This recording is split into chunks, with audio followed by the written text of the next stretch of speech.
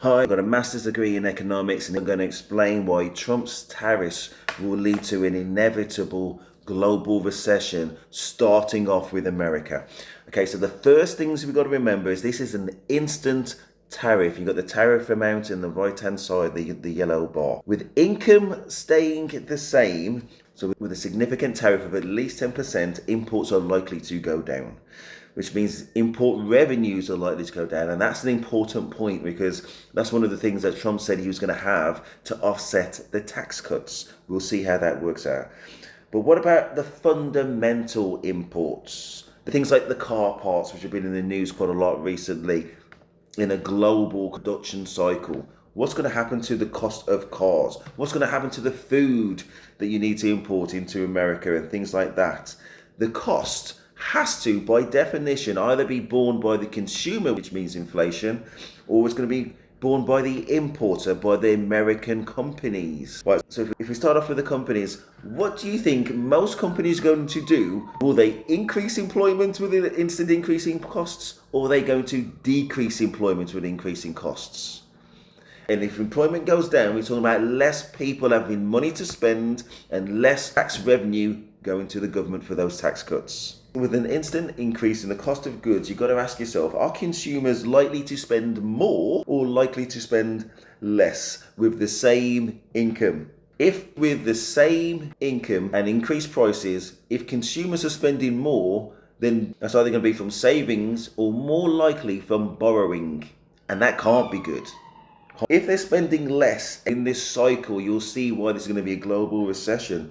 If consumers are spending less with American companies, is that going to increase employment or decrease employment? And again, every time it decreases employment, that means less tax revenue and less people having money to spend on goods. So that directly impacts confidence of the spender. To have to think, well, actually, I'm not too sure what's going to happen. I need to save and not spend. And if people aren't spending, again, it's the cycle downwards continues. In the long term, he's talking about he wants to change the balance of the American economy. This old man is trying to force the market into some kind of planned economy, is what we're really talking about. Market conditions has already laid out where things are going to be with near zero tariffs. And now he's trying to force the economy in a given direction, like a planned economy, some may say.